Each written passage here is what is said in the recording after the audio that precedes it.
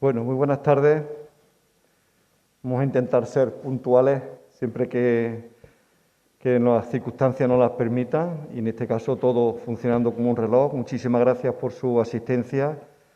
Lamentablemente tuvimos que adelantar los horarios de las conferencias por las circunstancias de las instrucciones sobre COVID, pero bueno, aquí estamos, tenemos a nuestro conferenciante deseando de contarnos cosas y ustedes, así que todo perfecto. Me complace darles la bienvenida a este salón de actos del Centro de Recepción de Visitantes, conocido como CRV, Centro de Recepción de Visitantes y Atención al Turista, que el Ayuntamiento de Córdoba, desde el Instituto Municipal de Turismo, pues es la sede donde estamos celebrando la mayoría de las actividades, sobre todo las conferencias, y tenemos algunas teatralizaciones, algunos talleres de cocina. Este viernes tenemos un taller de cocina desde aquí con Virginia Camacho.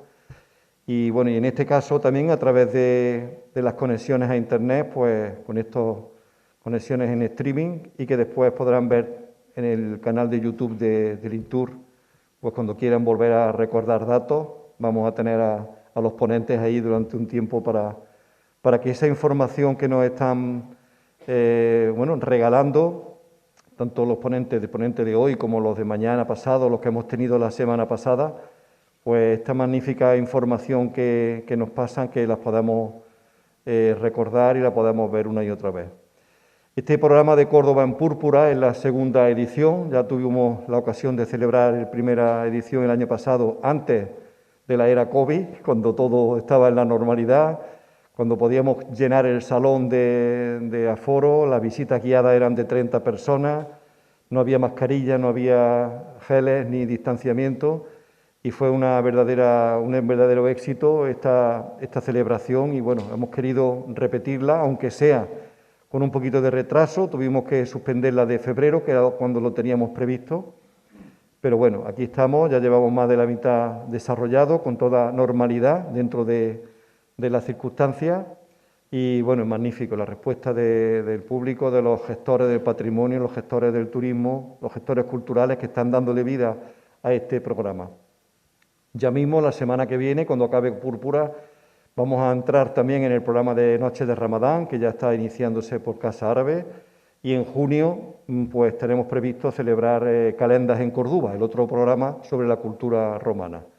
Nos queda un poco alejado el otoño sefardí, pero también está aquí en septiembre y también para que las 4 culturas que nos dejaron este legado en la ciudad puedan tener su presencia en estos programas que organiza el Ayuntamiento.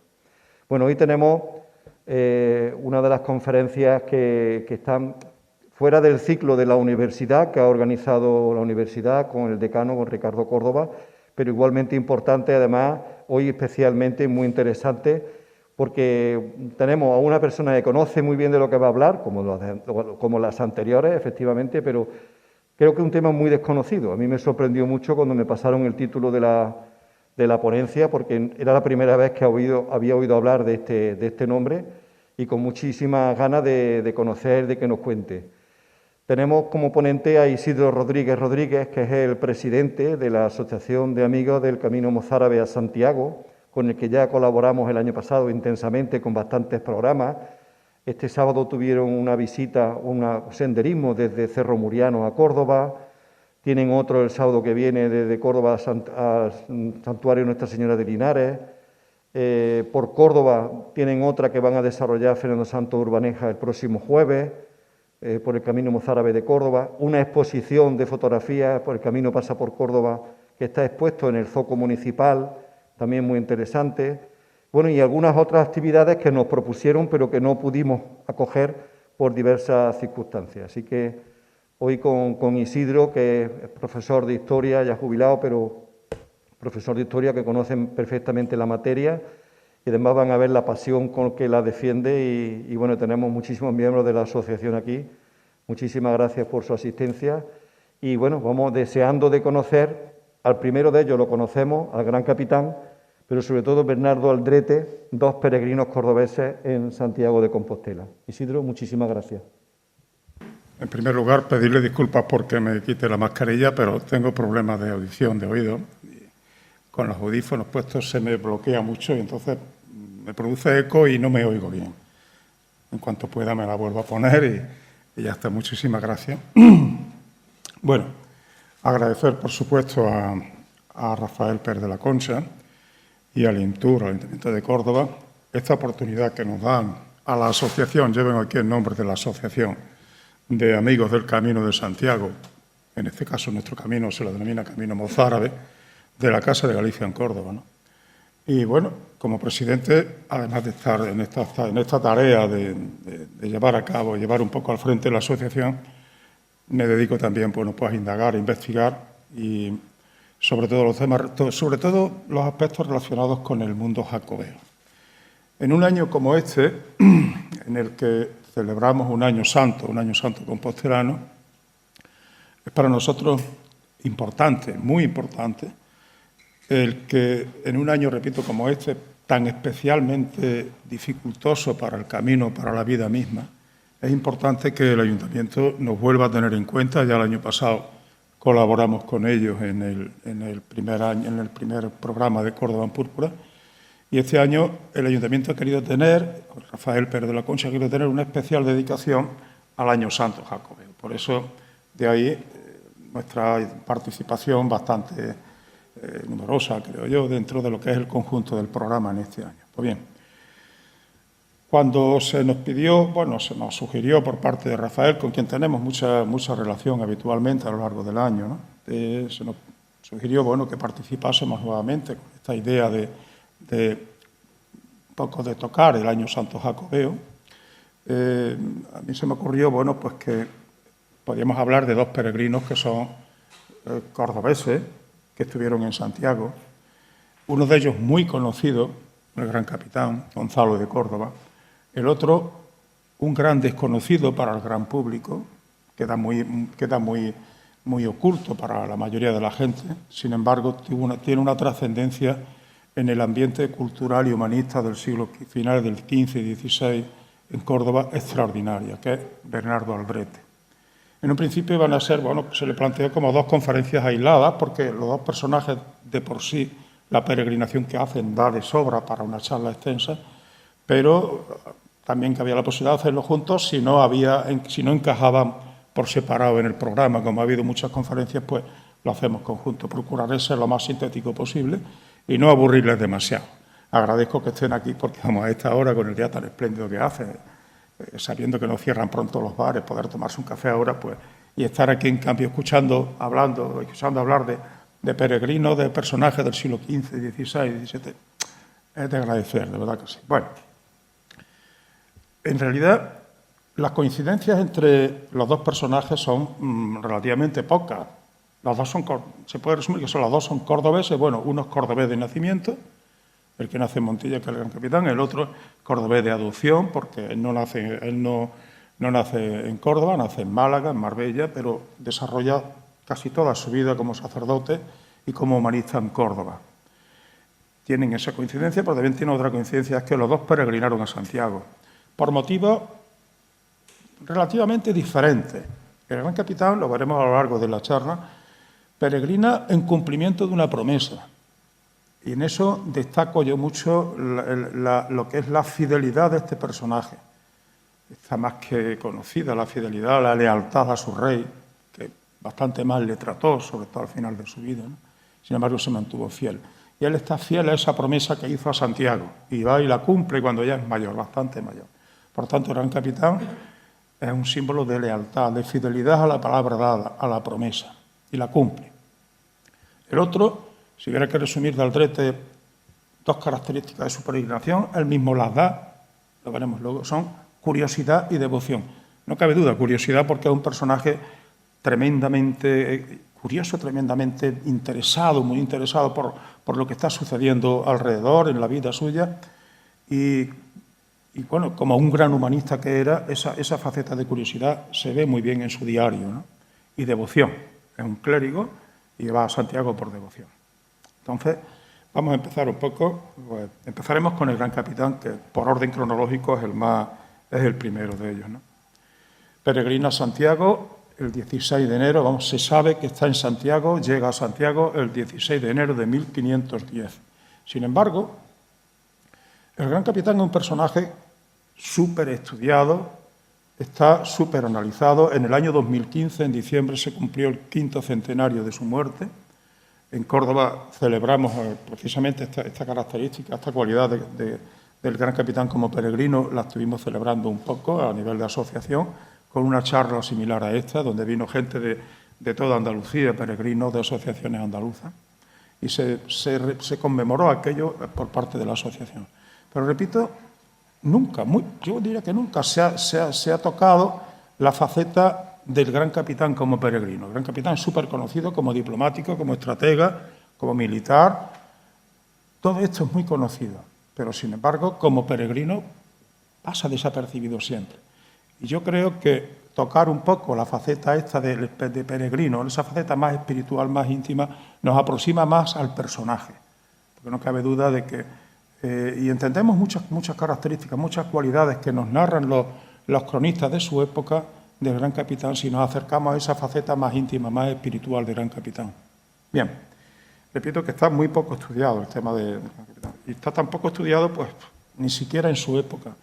Porque si nos encontramos con algo es la poca referencia que hay sobre la peregrinación que hace Gonzalo de Córdoba a Santiago. Y ni siquiera entre sus biógrafos coetáneos, los que son contemporáneos, de los que viven más cerca de él. El primero que lo refiere un poquito, el primero que hace la gran biografía del gran capitán va a ser Hernán Pérez del Pulgar, el cronista, que fue cronista ya en la época cuando escribe esta historia, se la escribe por encargo de Carlos V, del emperador Carlos I, que es un emperador joven, un rey joven, que admiraba al gran capitán y encarga a Hernán Pérez del Pulgar, que conoció bien al gran capitán, personalmente le encarga que escriba su biografía, su obra, que se llama Breve parte de la hazaña del excelente nombrado gran capitán. Y ahí ni siquiera Pérez del Pulgar detalla mucho la peregrinación, habla muy poco, simplemente dice que cuando el gran capitán, cuando Gonzalo llega a Santiago, cae enfermo de cuartana, lo que es el paludismo, o la malaria, y el arzobispo le cuida. También se equivoca en la fecha. Se equivoca centrando la peregrinación en 1507 y desde Burgos. Siempre se había dado por admitido esa fecha, hasta que hace no muchos años se descubre un documento que luego veremos en el que el gran capitán se demuestra y está presente en Santiago, pero no en 1507 ni desde Burgos, sino en 1510. ¿De acuerdo? Bien. Otro de los cronistas, Paulo Jovio, que es uno de los grandes cronistas de esta época, escribe la vida y crónica de Gonzalo Hernández de Córdoba en 1550, más tarde, y este silencia el viaje, posiblemente porque no conociese la obra de Pérez del Pulgar todavía. Incluso la crónica manuscrita, la famosa crónica manuscrita del 52, apunta de pasada a ese brote de cuartanas que tuvo el gran capitán, es decir, muy poca referencia al gran capitán como peregrino. La historiografía posterior, a partir de esa fecha, se centra más, como hemos dicho, en aspectos heroicos, militares, y apenas apunta nada. Ya muy recientemente, hay que destacar, a principios del siglo XX, en 1908, la recopilación que hace de todas las crónicas Antonio Rodríguez Villa, en el año 1908, y le titula Crónicas del Gran Capitán. Él recupera, sobre todo, la crónica primera, la de Hernán Pérez del Pulgar, y refiere lo mismo que dice Pérez del Pulgar sobre la peregrinación, lo dice él.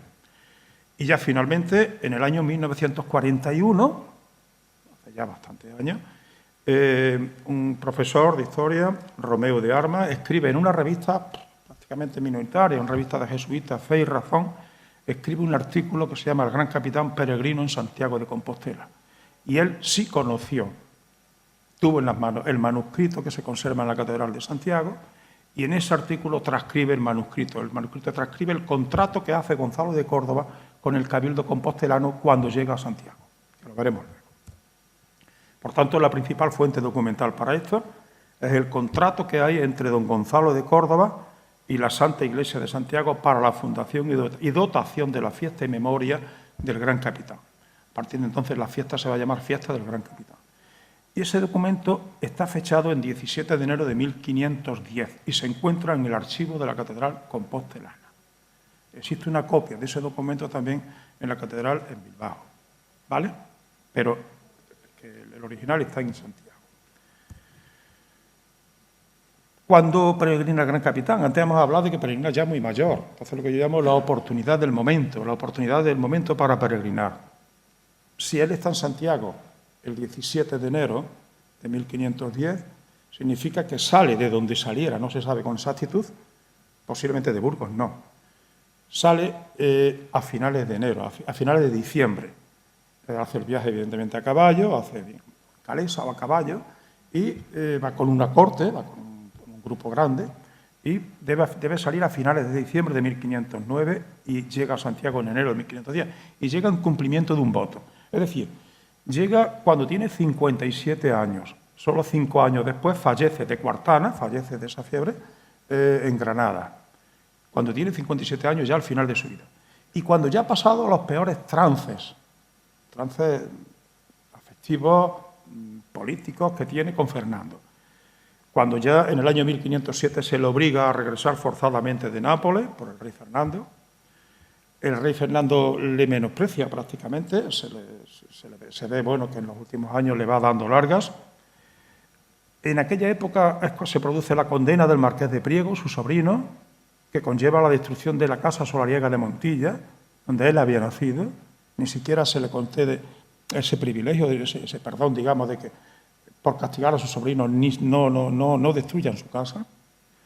Y, por supuesto, lo que es más importante, nunca cumplió Fernando el Católico la promesa de darle el maestrazgo de Santiago, de hacerle maestre de Santiago. Uno de los argumentos, de las razones que le da para convencerlo, para que vuelva de Nápoles, va a ser que le va a hacer maestre de Santiago. Nunca lo hace. Y él se lo pide en varias ocasiones, según los cronistas, pero pasa, el rey pasa. Sin embargo, Gonzalo siempre se mantuvo leal al rey, ¿no? Estamos hablando de un momento en el que, bueno, la monarquía autoritaria está empezando a nacer. El primer monarca autoritario de España va a ser Fernando el Católico, y ahí Fernando va a controlar, evidentemente, el poderío que tienen todas las órdenes militares. A partir de ese momento, Fernando va a ser el maestre de todas las órdenes. No va a consentir darle, además, ahora a Gonzalo la orden de Santiago. Va a ser el maestre, va a ser el mismo rey. Bien. Pero Gonzalo, además, es un personaje, una persona que está inquieto por su futuro espiritual. Es un hombre profundamente espiritual. Y repito que estas son facetas que apenas se han tocado, apenas se han tratado. Se ven muy bien en las crónicas, no es difícil. Según uno de los últimos historiadores, de los que mejor han tratado el personaje, que es Enrique Ruiz Oménez, catedrático, bueno, pues, según él, Gonzalo conoce una obra fundamental de Erasmo, que se va a llamar el Inquiridium Milites Christianis, o mejor dicho en castellano de ahora, el Manual del Caballero Cristiano. Es decir, un caballero, ¿cómo debe ser para que sea un perfecto caballero cristiano, caballero de Cristo? Y esa obra, que se publica en 1503, antes de que se tradujera al castellano, ya la conoce Fernando de Córdoba, ¿vale?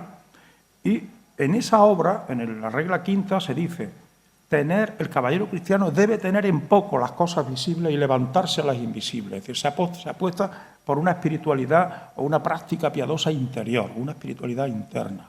Y eso lo va a llevar a cabo el gran capitán, como veremos luego en el contrato que firma. El gran capitán es un personaje que aúna, en ese sentido, la disciplina militar y la piedad cristiana, ¿no? Y se ve, por ejemplo, en la crónica manuscrita, dice, entre las muchas referencias que hay, dice: estando el gran capitán en la tienda, antes de dar la batalla de rodillas, arrimado a su cama, rezando sus devociones y encomendando a Dios los hechos de la guerra, suceden una serie de cosas.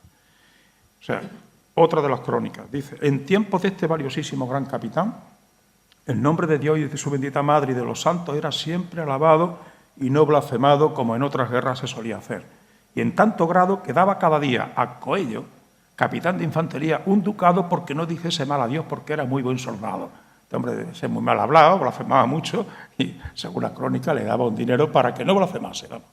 Eso dice la crónica manuscrita. En definitiva, él proporciona a sus ejércitos un espíritu humanitario, caballeresco y cristiano, que en ese momento es bastante desconocido en su época. Pero además Gonzalo cree firmemente en el patrocinio, en la protección que ha tenido durante toda su vida de Santiago. Vemos cómo se va fraguando lo de la visita a Santiago posteriormente. Y así dice, en el contrato ese que nos estamos refiriendo, dice, al principio, dice: yo, Gonzalo Fernández de Córdoba, habiendo consideración a los bienes o mercedes que yo he recibido de Dios nuestro Señor y del gloriosísimo apóstol Santiago el Mayor, e como con su ayuda yo hube, e Dios tuvo por bien, de me dar muchas victorias y buenas venturas, librando muchas veces mi persona de muy grandes peligros en las guerras y conquistas, en las cuales batallas y victorias vi cosas señaladas y muy evidentes que parecieron ser en mi ayuda del gloriosísimo apóstol, señor Santiago, luz y honra de las Españas, patrón defensor de los caballeros.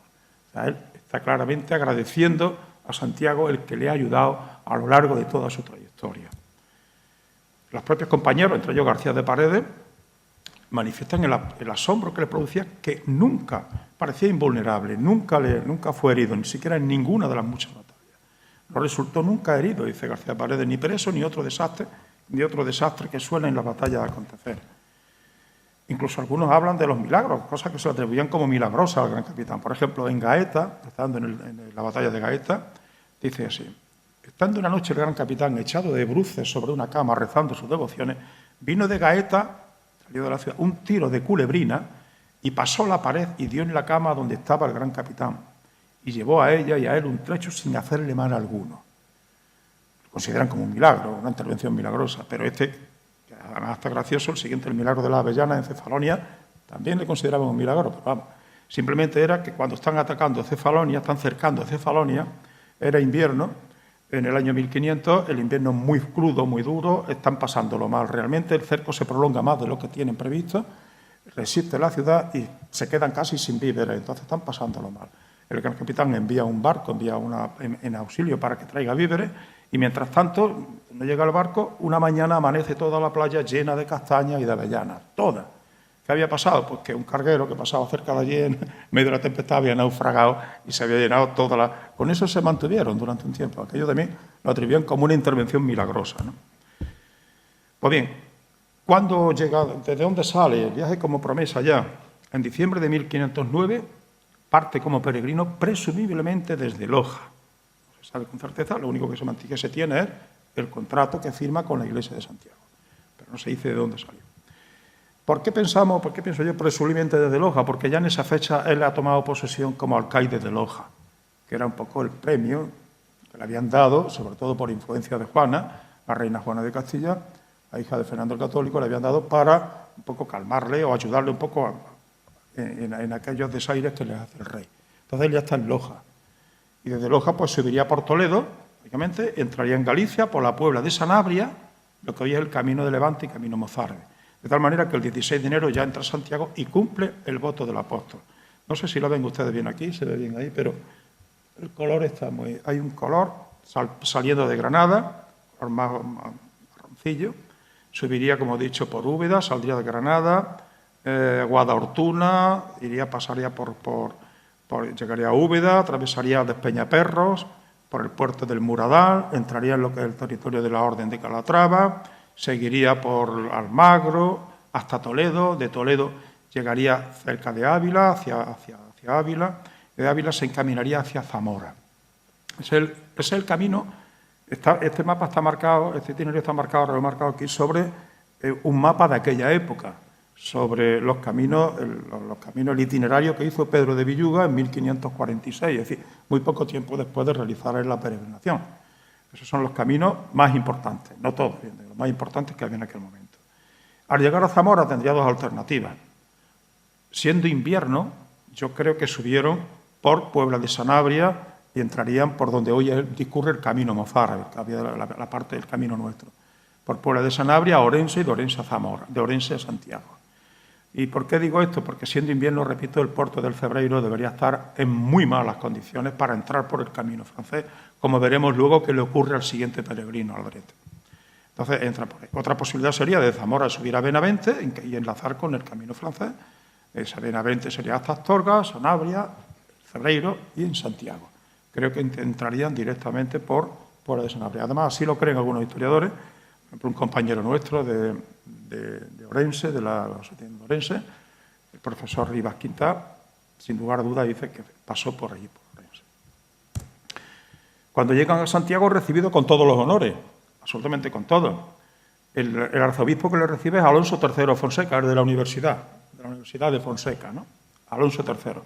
Alonso III le había conocido a él personalmente cuando estaba en Nápoles, porque Alonso III, el Fonseca, sin ser todavía obispo, acompañó a Fernando el Católico en la corte, en la comitiva que iba cuando Fernando el Católico le visita a Gonzalo de Córdoba en Nápoles, en Italia, las famosas cuentas del Gran Capitán, cuando le pide las cuentas, ¿no?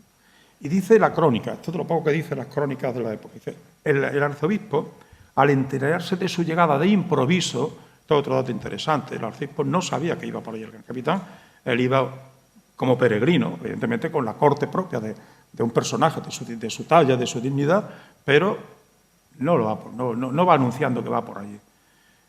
Va de improviso. Y dice que el arzobispo hizo un recibimiento tal cual a su persona le convenía, saliendo él y sus cardenales, luego hablaremos de los cardenales, clérigos y caballeros y nobles de aquella ciudad y tierra, lejos a recibirlo muy honradamente. Y llegado a Santiago, el arzobispo le aposentó en sus casas, en su casa.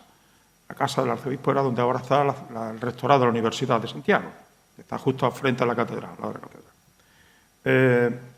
Bien. Gonzalo, entre los gallegos que acuden a recibirle, no cabe duda que habría muchos de los que habían servido a sus órdenes. Algún cronista cita a Fernando de Andrade, conde de Villalba, que había sido compañero de armas suyo en Granada y en Italia, el famoso héroe de Semínara, que era muy respetado en Galicia, y acuden a recibirle por la dignidad del personaje. Ante la tumba del apóstol el 16 de enero, bueno, pues hace lo que Hernán Pérez del Pulgar, el primer cronista, dice de él, dice que Fernando hizo una peregrinación, hizo una jornada, nada es un camino, un viaje, jornada por él prometida y mucho deseada, muy deseada.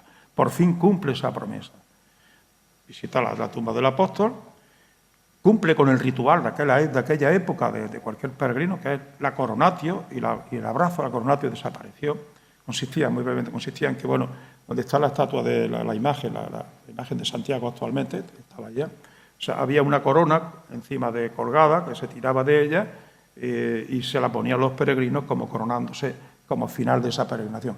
Aquello, sobre todo los peregrinos alemanes lo hicieron mucho. A final del siglo XVII desaparece esa costumbre porque se prestaba mucho a juerga y a irreverencia de alguna manera. Él lo hace, se supone, y el abrazo al apóstol. Y, evidentemente, lo que ya se dice, lo que se sigue diciendo hoy día y que ya se decía desde entonces, amigo, encomiéndame a Dios. Santiago, amigo de Cristo, encomiéndame a Dios. Pasa la noche en vela, ayunando, junto a la tumba del santo, asiste al alba, a la misa de alba, la primera misa de peregrinos, y luego el obispo, evidentemente, le entrega la compostela que le confirma como peregrino de Santiago y le golpea con la vara simbólicamente, como hacía con los grandes personajes. Por cierto, aquí tenemos una compostela que hay debajo del siglo XVIII, de 1700 y pico, o sea, que ya existía este documento. Y allí el 17 de enero es cuando él se compromete a perpetuidad, como un caballero agradecido se compromete con Santiago. El 17 de enero, ante el arzobispo Fonseca y el cabildo, en la torre nueva de la iglesia de Santiago, se sabe, gracias a este detalle, que entonces la sala, digamos, de reunión, de la sala capitular de Santiago, estaba en esa torre, la torre nueva. Se estipula un contrato donde Gonzalo afirma su agradecimiento al apóstol por la ayuda recibida. En el preámbulo, como hemos dicho, Santiago expresa su desprecio hacia lo temporal y terreno y desea las más altas cotas sobrenaturales. De nuevo aparece la imagen del caballero cristiano de Erasmo. Más le vale a su alma ser cofrade de Santiago como regalo de la Iglesia que el maestrazgo de Santiago que su rey le había negado.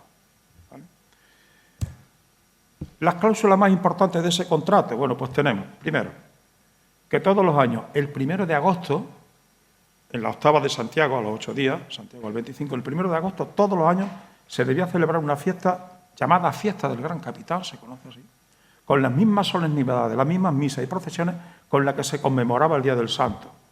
Y se celebraba en memoria suya y de su familia mientras viviesen y en aprovechamiento de su alma una vez muriesen. Que el mismo día del octavario, ese mismo día se dijesen vísperas de difuntos por él, por su mujer, por los ascendientes y descendientes, y en especial, y lo cita con su nombre y apellido, por su hermano don Alonso de Aguilar. Gonzalo es un personaje agradecidísimo, enormemente agradecido, y a su hermano, más todavía el hermano mayor, es el que prácticamente lo cría. Él queda huérfano muy niño, y el que queda a cargo de él va a ser su hermano mayor, Alonso, el padre de él, que luego subleva, hay un altercado con el rey y es el que provoca, su sobrino el que provoca que destruyan su casa, ¿no? Y también por su tía, doña María de Guzmán. Y también, esto es interesante, es lo que queda, muy poco queda de aquello, que todo el año ardiese delante del altar del Señor Santiago y fuese claridad y luz para su alma una lámpara de plata sobredorada grabada con los blasones de su casa que le regalaba a la iglesia de Santiago. Esa lámpara, esta que aparece ahí en la imagen, se sigue manteniendo hoy día encendida permanentemente, ya evidentemente con luces de ahora, y sigue estando allí permanentemente y está justo cuando, alguno de ustedes ha hecho el camino, cuando llega a dar el abrazo al santo, sube una escalera, hay una especie de capillita pequeña, la imagen está de espaldas, pues en esa capilla, la lámpara que hay arriba, esa lámpara es la lámpara que donó el gran capitán. Se sigue llamando así, la lámpara del gran capitán. Si preguntan a cualquiera de los canónigos, ¿dónde está la lámpara del gran capitán? Te lo dice. Esa lámpara que se ve hoy día es la misma, pero un poco modificada, ¿vale? Para hacer frente a todo eso, Gonzalo cedió perpetuamente al Cabildo compostelano 60.900 maravedíes con cargo a sus rentas de la seda de Granada, que a él le habían cedido y lo habían concedido el rey, ¿no? Con ello cerraba su peregrinación a Compostela, quedando para siempre como cofrade, como hermano y bienhechor del señor Santiago. Ya para terminar, unos días después, del 17 de firmar ese contrato, queda unos días más en Santiago, tuvo una recaída de las fiebres cuartanas, estas que luego le llevarán a la tumba. El arzobispo, dice la crónica, usando de su ánimo liberal, proveyó todo lo necesario para su dolencia abundantemente. Y esas circunstancias las van a aprovechar algunos pícaros que andan por Santiago para hacerse pasar por miembros del séquito del gran capitán y comer gratis en muchos sitios y vivir un poco gratis y dice las crónicas que los criados del arzobispo, que lo conocían y lo sabían, hacían la vista gorda, vamos, no tenían problema, ¿no? Finalmente, Gonzalo, repuesto y agradecido al obispo y la ciudad, emprende su camino de regreso a las tierras andaluzas. Bien, eso es un poco la historia, un poco muy resumida, la crónica de la peregrinación del gran capitán. Por cierto, veo que aquí hay muchos peregrinos, mucha gente de la asociación también. El contenido de esta conferencia, de esta parte que acabo de dar, va a aparecer en un artículo dentro de unos días en la revista Peregrino, que es el órgano de difusión del Camino de Santiago, de la asociación a nivel internacional. Aparecerá con más detalle. Bien. El otro personaje, ahora pasamos de casi un siglo después, ¿no? Un siglo justo, porque Aldrete va a estar en 1612. Gonzalo había estado en 1510. ¿Quién es este personaje? Personaje muy desconocido, pero que yo espero que sirva para que los que no lo conozcan, los que no lo conocían, tengan una idea un poquito mejor, un poquito más ideas de quién era este personaje. Bien. ¿Aldrete quién era? Aldrete había nacido en Málaga, en 1560, y muere en Córdoba en el 41, ya muy mayor, con 80 años. De Aldrete se sabía realmente poco. Su biografía se ha ido perfilando a base de estudios, sobre todo muchos artículos que se han escrito, y sobre todo por lingüistas, por filólogos, porque Aldrete es un gran filólogo. Se considera por algunos como el padre de la filología moderna en España, de la lingüística española.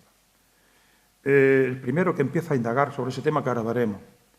Su familia, bueno, pues provenía, por una parte, provenían de Marbella, de Málaga, y por otra parte de Torremilano, en Córdoba.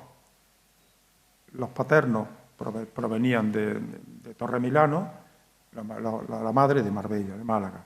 Eran hidalgos marbellíes, estaban bien acomodados, terratenientes acomodados, tenían 5. Una familia de la clase media, digamos, si podía llamarse de clase media en aquella época, de la clase acomodada, terratenientes acomodados de la época. Tenían 11 hijos. De ellos, que destacar, 4 eran clérigos, 4 curas, y 5 mujeres. Algunas de ellas, 2 de ellas, monjas. Bernardo y José eran gemelos. Habían nacido el 23 de agosto de 1560, eran gemelos.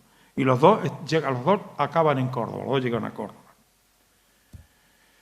Por cierto, hay una calle aquí en Córdoba que se llama Los Alderetes. Aldrete o Alderete es lo mismo, ¿vale? Él firma como Aldrete, lo he visto antes a lo mejor en la firma que hemos visto, en la autora, en la firma, pero se le conoce como Alderete. En Córdoba existe en Ciudad Jardín la calle Los Alderetes, que está dedicada a estos 2 hermanos, precisamente. Aldrete es un gran intelectual, el intelectual humanista de aquel momento.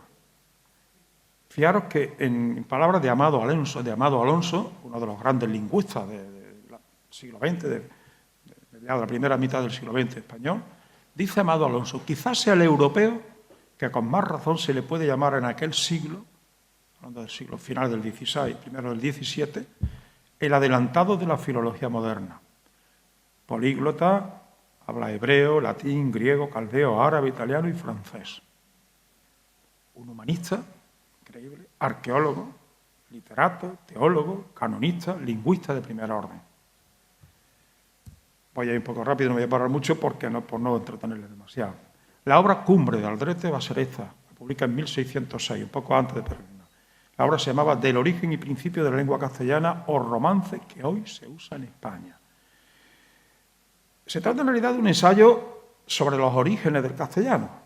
Él defiende que el castellano que se está hablando es una derivación del latín, lo que luego se demuestra realmente. Defiende la valorización de las lenguas romances frente al latín, es decir, las lenguas romances son las lenguas que han evolucionado del latín en cada sitio de manera diferente, pero ese es el origen de la lengua castellana. Marcó un hito en la investigación filológica y lingüística en España. En cuanto a Aldrete como clérigo al servicio de la Iglesia, es importante destacar esto. Primero, se sabe que él en 1593 llega a Córdoba. Su hermano había llegado unos años antes, su hermano José.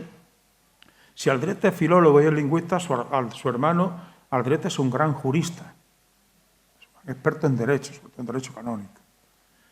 Y tiene varias publicaciones de aquella época interesantes. Aldrete llega en 1503 cuando se sabe, porque se conoce las actas por el expediente de limpieza de sangre por el que él entra en la catedral como medio racionero. Su hermano era racionero completo. Él viene de Málaga, su lugar de origen, clérigo de la diócesis de Málaga. En 1593 llega y en 1600 su hermano José deja el Cabildo Catedral de Córdoba, ingresan los jesuitas y se va a Carmona a dirigir como rector del Colegio de los Jesuitas de Carmona. Al dejarla vacante, esto sucedía con frecuencia, era natural y normal, esa vacante la cubre como racionero completo y como canónigo luego su hermano Bernardo, que es el que nos interesa. ¿Vale? Y otro detalle interesante es que en 1637, ya mucho después de la peregrinación, cuando Aldrete ya es bastante mayor, se le encarga a Aldrete un memorial que va a escribir al rey Felipe IV, rey joven en aquel momento, en el que Felipe IV tiene interés en rehacer la capilla real que hay en la Catedral de Córdoba, que ahora conocemos todavía como capilla real, tiene interés en rehacerla, pero hacerla de nuevo mucho más grande. Y para ello pide al Cabildo que ocupe un lugar digno. Sugiere que pueda ser lo que hoy ocupan parte de las naves de Almanzor y lo que es la iglesia del Sagrario, que había sido antigua capilla de Santiago. Eso les parece a los canónigos un disparate, intentan parar lo más que pueden, frenar lo más que pueden, y en 1637 le encargan al canónigo, digamos, culto por excelencia de ese momento, o el que más conoce este tema, por su preparación, que va a ser Aldrete, que prepare un memorial, y Aldrete lo que hace es frenar eso, diciendo que eso no se puede hacer, y le da una serie de razones. Es decir, que gracias a Aldrete no se destruyó parte de la nave de Almanzor para construir una capilla real. ¿De acuerdo? En aquel momento está de obispo, hago un pequeño inciso aquí para que tengamos una idea de cómo se vivía el culto a Santiago en aquel momento en la ciudad de Córdoba. En aquel momento, está de obispo, el pontificado de aquel momento es el de Diego de Mardones, un dominico. Diego de Mardones, que llega ya muy mayor a Córdoba, había sido, confesor de Felipe III, y se lo da un poco a Córdoba ya como premio, diciendo, ahí mando un saco de huesos, le llega a decir incluso al Cabildo. Este hombre, este saco de huesos, fue un auténtico revolucionario. Hizo muchísimas obras interesantes, además vivió muchos años, porque murió muy mayor, ¿no? Diego de Mardones era un gran defensor de Santiago, muy, muy defensor. De tal manera que, posteriormente, en torno al año 1620, se produce en España lo que se va a llamar la polémica sobre el patronato compartido de Santiago. Los carmelitas presionan para que Santa Teresa, que acaba de morir, en ese momento es beata, en el 17 todavía, pero enseguida va a ser proclamada santa, los carmelitas proponen al rey y al Papa que nombre a Santa Teresa patrona de España junto con Santiago, copatrona. Bueno, eso arma un escándalo tremendo entre los devotos de Santiago, y teniendo en cuenta la poderosísima orden de Santiago en aquel momento, consigue frenar aquello. Durante un tiempo el Papa dicta el copatronato, pero enseguida tiene que dar marcha atrás. Uno de los grandes defensores de Santiago sin Santa Teresa va a ser Mardones, hasta tal punto que en la Catedral de Córdoba, en el altar mayor, está enterrado Mardones, el único obispo que hay en el altar mayor, porque es el que termina la obra del altar mayor, ¿vale?, de la capilla mayor. Está enterrado allí. Y enfrente, justo, el Mardones está detrás en el lado de la epístola, a la derecha, mirando de frente. Enfrente, justo a él, antes de morir, por supuesto, mandó colocar en plena trifulca, esta por el patronato, mandó colocar una estatua de Santiago Matamoros, en la que dice, traducido un poco, el Santiago dado por Dios como único, singular, certísimo y antiquísimo patrón de las Españas. El único patrón de las Españas, viene a decir ahí. O sea, reafirma en ese momento, en plena crisis, en plena polémica del patronato, Mardones apuesta por Santiago. Y el propio Quevedo, que fue el intelectual que más defendió aquello, Quevedo era caballero de Santiago, de hecho aparece pintado con la cruz de Santiago. Quevedo escribió un memorial impresionante que fue fulminante también, se llama Su espada por Santiago, defendiendo a capa y espada a Santiago como único patrón. Y Quevedo menciona esto. Bueno, pues ese es el ambiente que se vive en aquel momento del culto a Santiago. Vamos un poquito atrás, en el año 1610, antes de esta polémica sobre el patronato, el año 1610 es un año jacobeo, como este de ahora, un año santo jacobeo. Bueno, pues el rey, Felipe III, escribe al cabildo de la catedral y al obispo, en general, escribe a todas las diócesis, pero nos referimos a esta de Córdoba, le escribe diciéndole lo siguiente. Dice, esto está tomado, bueno, de la historia de los obispos de Córdoba, ahora lo veremos, ¿no? Y dice así, el rey escribió al obispo y el cabildo que para fervorizar la devoción de Santiago, patrón de España, convenía que en nombre de esa iglesia fuesen los dos prebendados, es decir, dos canónigos, a visitar la tumba del apóstol. Pero considerando algunos inconvenientes de esa novedad, se excusaron, era complicado, y, en fin, se excusan de enviar diputados por el obispo y por el cabildo. Pero sin embargo se da para que aquel que quiera lo pueda hacer, o sea, no van enviados directamente, el que quiera puede ir voluntariamente, pero se le da dos meses de licencia según el estatuto antiguo. Los canónigos para abandonar su puesto debían solicitar permiso y tenían un tiempo limitado para estar fuera.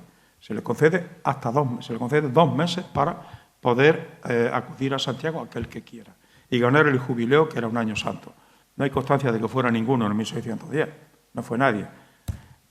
Sin embargo, ese mismo año el obispo Mardones ordena que se solemnice muchísimo el culto a Santiago, ya que no va a ir nadie, por lo menos que haga una fiesta importante el culto de Santiago. Y dice, el obispo estimó la oferta y, dejando la voluntad del cabildo, a 29 de abril resolvió por testatado que se diera, estimó la oferta y dice que se celebrase con la mayor solemnidad la fiesta del apóstol y patrón de España, Santiago. Está tomado de Gómez Bravos, me olvidaba antes el nombre. Bien, y seguimos con esto y termino ya este pequeño inciso. La fiesta de Santiago, ese año, se celebraba con solemnidad desde este año, pero desde ese año se celebró con la mayor que se acostumbra. Es decir, el culto a Santiago está muy, muy, muy actualizado en ese momento. Estamos en 1610. Repito, 2 años más tarde, en 1612, se produce la peregrinación de Aldrete, de este canónigo. Bien, que no va en el 1610, va 2 años más tarde. Y lo que yo decía antes de curiosidad y devoción se recoge en esta carta que escribe Aldrete unos días antes de salir de viaje, le escribe al arzobispo de Sevilla y le dice así al arzobispo: si en mi jornada, o sea, en mi viaje, cumpliese lo que de curiosidad y devoción vuestra señoría ilustrísima me advierte, sería todo lo que de ella puedo desear. Bueno, él va a Santiago. Y lo dice en esa carta que va a salir de viaje y va con curiosidad y devoción. El relato de esa peregrinación se encuentra recogido en un manuscrito hecho por el propio Aldrete, no está firmado por él, sin embargo está súper reconocido que es Aldrete el que lo escribe, está más que tratado y trabajado, y que se encuentra en la catedral, en el archivo de la Catedral de Granada. Se puede consultar, evidentemente puede consultar en el archivo, ¿no? Y hay una versión digital por ahí también que se puede consultar, digitalizar. Lo importante que tiene esto es que es el primer diario, el más antiguo que se conserva, de un diario documentado de un peregrino que ha ido a Santiago por la Vía de la Plata, camino Mozárabe. Y lo interesante también es que el protagonista deja constancia con mucho detalle de los lugares por los que el grupo, parece que van 4, va pasando. Nunca habla de los compañeros, siempre se refiere íbamos y tal, pero nunca dice quiénes son. De esa manera, el 26 de enero es cuando empieza el viaje. Dice así: jueves, después de haber dicho misa en el altar de Nuestra Señora de Villaviciosa, antes de las 7 salí con una neblina fría que nos impidió el calor del sol. Otra coincidencia con el Gran Capitán es que los dos hacen un siglo después, pero en la misma época, en invierno, en pleno invierno. No es precisamente la mejor época para viajar a Santiago. Este sería, cogiendo un mapa aproximado, lo mismo que hicimos antes con el Gran Capitán, el mapa de Bleu, el de 1659, sería un poco el itinerario que siguió Aldrete. Este sí está documentado. El itinerario es el que está marcado en rojo. Ahora veremos rápidamente, pero con un poquito puntuando uno por uno, los sitios por donde pasa. Fíjense que es una cosa muy rara. Sale de Córdoba y no se encamina a Santiago, se encamina hacia el sur, hacia el suroeste. Muy extraño. Ahora veremos por qué, tiene su motivo, ¿no? Se encamina en dirección a Sevilla. No llega a Sevilla, no llega a entrar en Sevilla. Desde Carmona se encamina ya hacia arriba. Pero lo que está marcado en rojo es el itinerario de Aldrete. Lo lógico sería que hubiese cogido la Vía de la Plata, que era la vía de peregrinación que se seguía manteniendo en esa época y que estaba bien habilitada. Como, por ejemplo, tiempo después, casi un siglo después, hace otro gran peregrino sevillano que coge la Vía de la Plata intacta, que también tenemos muy estudiado, que fue Bernardo José de Gálvez, un canónigo sevillano. Él no hace eso. Él se mete, va buscando sitios, y su intención es llegar ¿a dónde? A ese punto donde aparece esa especie de triángulo, de pico, que es Trujillo. Trujillo no está en la Vía de la Plata. Sin embargo, va allí, va pasando por ahí. Veremos ahora, de haber hecho el itinerario por la Vía de la Plata, tenía que haber cogido lo que está marcado en amarillo y luego unirse, donde el amarillo se une con los rojos, y haber subido para arriba, ¿no? Subido ya en Plasencia, subir Plasencia, luego Zamora, Salamanca, Zamora y subir por arriba, ¿no? El itinerario de regreso es el otro que está en azul. El de regreso lo hace por Madrid, va buscando Madrid, ¿vale? Bien. Este sería el itinerario de ida en un mapa actual, un mapa de ahora, ¿vale? No llega a Sevilla, repito, de Carmona, sube para arriba. Comienza su peregrinación desplazándose hacia el sur, hacia Guadalcázar, hacia Marchena y a Carmona. Pongo Marchena en negrita porque ahora veréis la importancia que tiene, y a Carmona, para encaminarse desde allí, ir buscando luego la Vía de la Plata. En Marchena está 3 noches. Eso es mucho tiempo para estar en una ciudad que no tenía gran importancia, ¿no? Pero ¿por qué está en Marchena? Es lo primero, la primera gran parada que hacen. Pues muy fácil. En Marchena lo recibe el duque de Arcos, señor de Marchena, y su esposa. En aquel momento el duque de Arcos es Rodrigo Ponce de León, hermano de un obispo que luego él va a visitar en el camino, y este matrimonio le hace un encargo. Él no dice nunca que encargo, al final lo deja entrever, pero él va siempre buscando información sobre ese encargo que le han mandado los duques. Eso era muy frecuente en las peregrinaciones en aquel momento.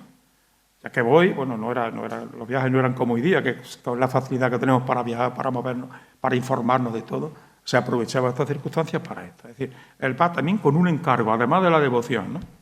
Y en Carmona, ya que está allí, va a Carmona y visita a su hermano José, que en ese momento, como he dicho antes, era rector de los jesuitas. Muy rápidamente, fíjense, sale, por mencionar lo que está en amarillo, de Córdoba a Écija Marchena, Carmona, ya se mete en la provincia de Sevilla, hacia arriba, Constantina, sale de Sevilla, San Nicolás del Puerto, Alaní, Azuaga, entre lo que es Badajoz, de Azuaga a Zalamea de la Serena, Campanario, Orellana la Vieja, Acedera, de Acedera pasa a Guadalupe, visita obligada si quiere ir a Trujillo, aunque no está junto, pero A Guadalupe es también un lugar de peregrinación importante en aquella época, ¿no? Y ahora igual. De Guadalupe va a Zorita, pasando por Logrosán, de Trujillo, ya de Zorita va a Trujillo. Y en Trujillo está varios días. No tiene tampoco demasiado sentido, por muy importante que fuese Trujillo. Ellos tienen un tiempo marcado para volver, o sea, no pueden... Hombre, no pasa nada, pero los 2 meses que le ha dado, los 2 meses que le había concedido en el 1610 el obispo a cualquiera que fuera del cabildo, ¿no?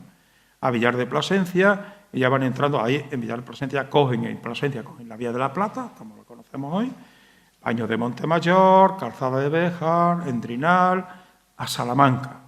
Salamanca también está en varios días. Salamanca a Zamora. Ese es el camino que hoy día seguimos los peregrinos cuando vamos a Santiago desde Córdoba. Por la vía, en Mérida enlazamos con la Vía de la Plata. De Zamora a Valer, Puebla de Sanabria, final de Zamora, y ya empiezan a entrar en Santiago, en Galicia, desde Puebla de Sanabria. Pereiro, todavía están en Zamora, Laza, y luego ya Galicia, Ourense, Laza, La Laja y Santiago. ¿Vale? Es el camino de ida, esos son los puntos por los que pasa. Por citar un poquito, muy brevemente, algunas de las anécdotas, de las cosas más interesantes que se ven del diario, por ejemplo, en Trujillo, como hemos hablado varias veces de él. Dice en Trujillo que llegó el día 6 de Trujillo, llegó a poco más que mediodía. Y en Trujillo está 2 días y medio, casi 3 días, que es mucho. El día 7 lo dedica a visitar la ciudad.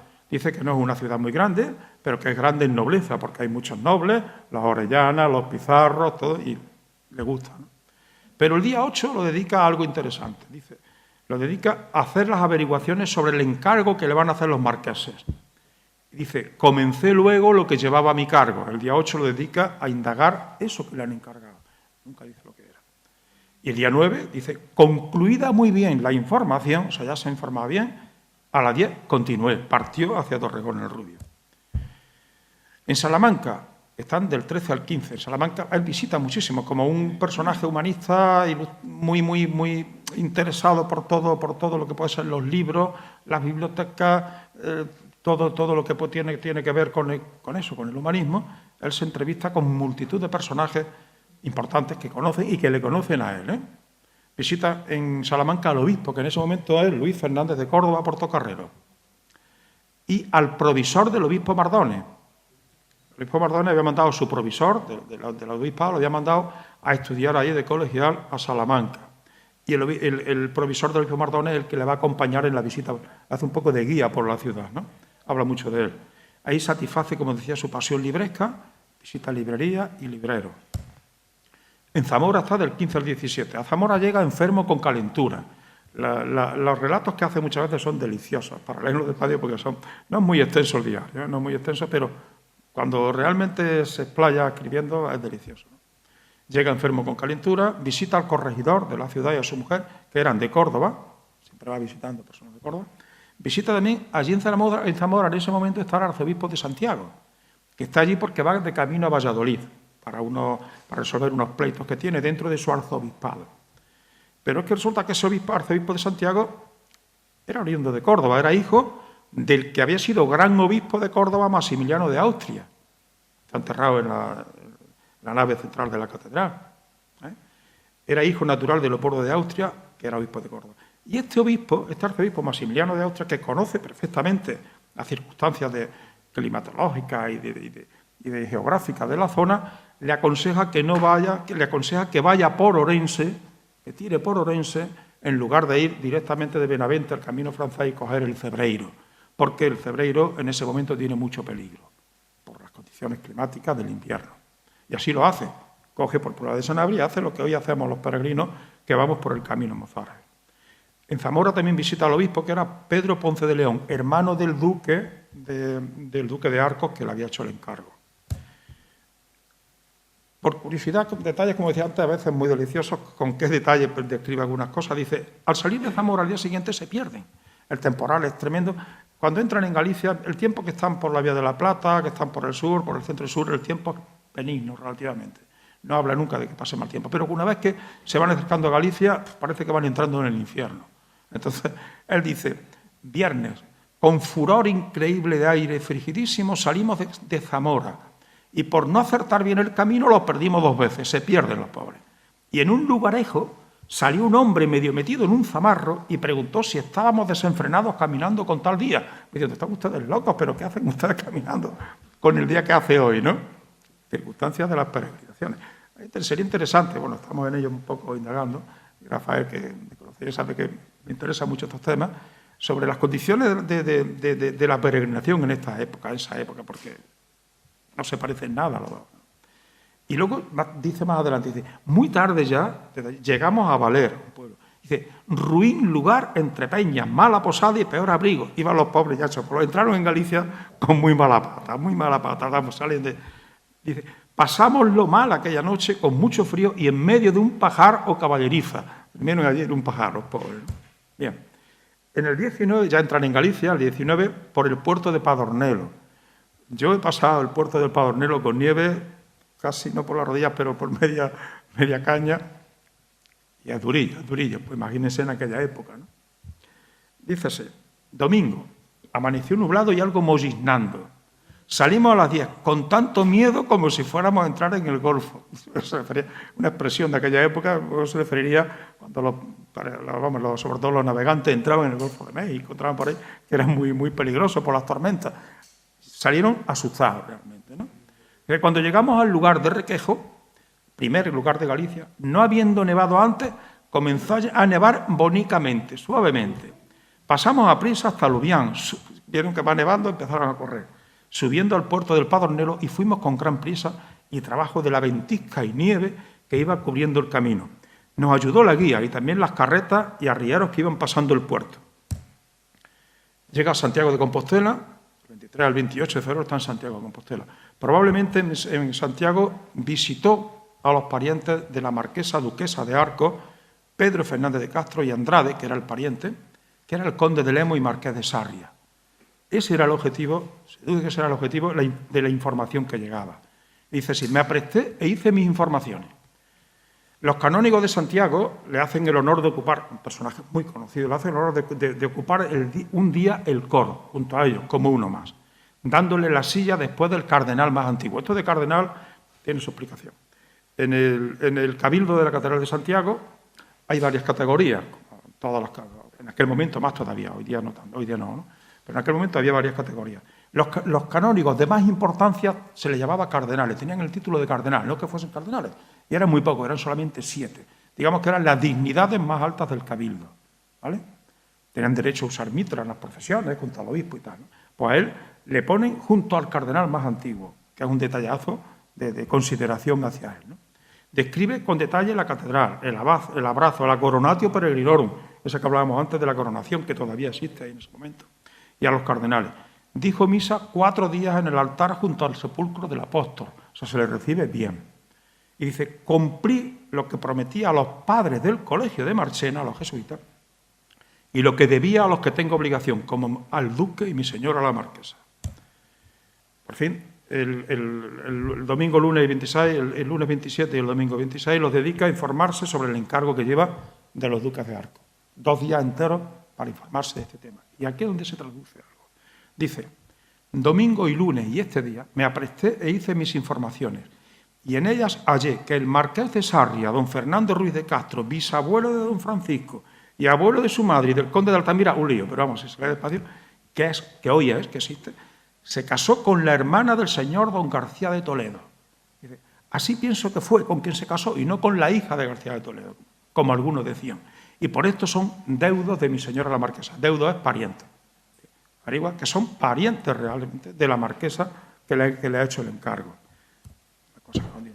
Por fin, el día 28, martes, sale de Santiago por diferente camino del que había traído para haber de ir a Sarria. Porque tiene que ir a Sarria a informarse, a completar las informaciones, y no le queda más remedio que atravesar el Cebreiro. Llega a Sarria y luego bajan hacia Madrid. En el Cebreiro lo pasan muy mal. No traigo aquí los detalles del Cebreiro, pero bueno, se pierden, les ayudan, se tienen que orientar con los arrieros que van pasando, que van bajando el Cebreiro hacia Castilla, que van bajando. Les ayuda un personaje, parece que alguien piensa que pudo ser incluso un bandolero, les ayuda porque se habían perdido y él lo toma como un San Rafael que les ayuda en mitad del camino. Los pobres lo pasan muy mal. y tenéis el itinerario de vuelta, como he dicho antes, no llega a estar en total 2 meses, menos 3 días, creo. O sea que cumple en eso, hasta en eso cumple con la peregrinación. ¿De acuerdo? Y ya por fin, el 23 de marzo, dice, con mucha agua, le está lloviendo todo el tiempo, a las 9 de la mañana, gloria a Dios, con salud, a Córdoba. Llegaron a Córdoba. De los que fueron conmigo, dice, en todo el camino no tuvieron ni dolor de cabeza ni achaque alguno. Antes llegaron gordos, rotos y maltratados.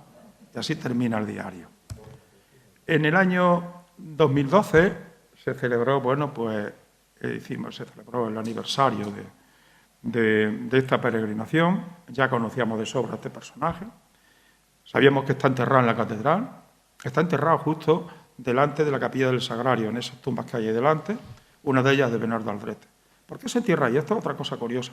Bernardo Aldrete, un gran devoto de Santiago, peregrino a Santiago. Impide que esa capilla desaparezca, parte de esa capilla, porque por mandato de Felipe IV para hacer la capilla real. Antes de ser iglesia de Sagrario había sido biblioteca y antes de eso había sido la primera capilla de Santiago de la catedral. Y él se entierra allí. No deja de tener una cierta relación o simbología. Pues bien, hicimos un homenaje, falleció en el 1641 a los 80 años, un homenaje donde estuvimos pues, el deán de la catedral, Pérez Moya, don Manuel y representantes de las asociaciones andaluzas. Bien, pues con esto he terminado. Espero, me he alargado quizás demasiado, pero bueno, espero no.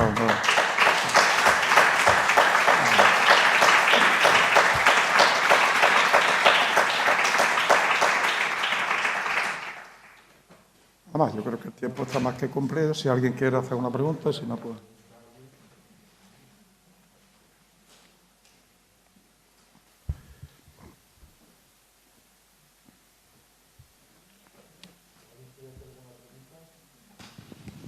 ¿Nadie? Yo mismo. Voy a empezar yo. Bueno,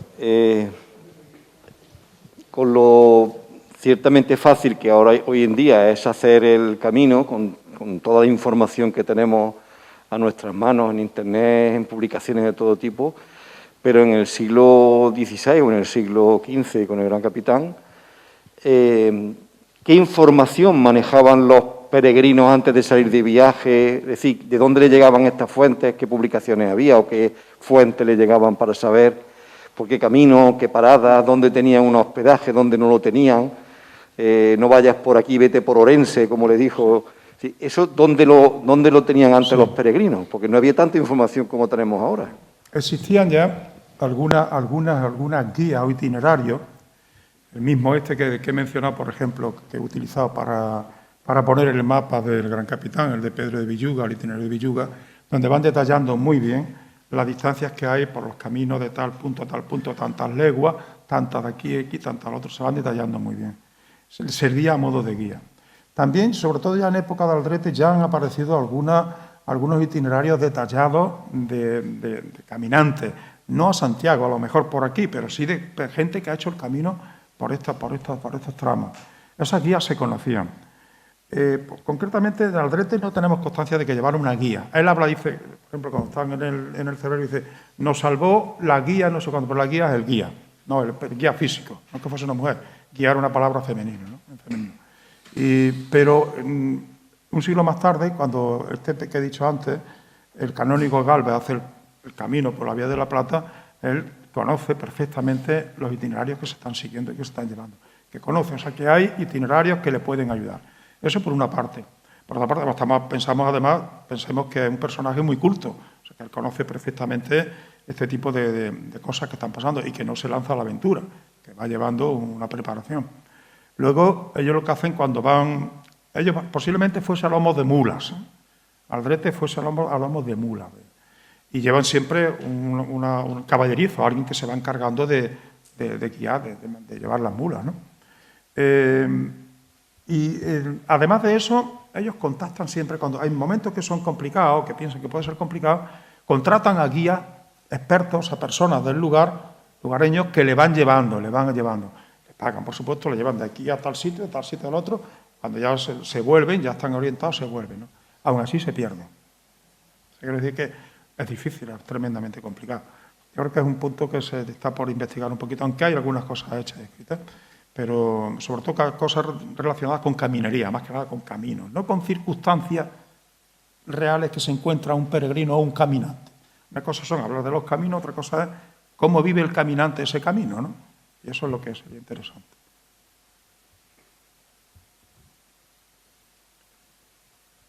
¿Alguna cosa más?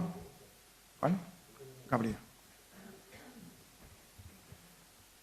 Refiere que falleció en Torremilano, ¿dónde se ubica en la actualidad? Torremilano es dos torres. Torremilano y Torrefranca. Son las dos villas, por eso es dos torres, las dos villas que formaron luego el actual Dos Torres. Naturales de Torremilano, los abuelos, vamos, de Aldrete, de los Aldretes. ¿Vale? Ahí va.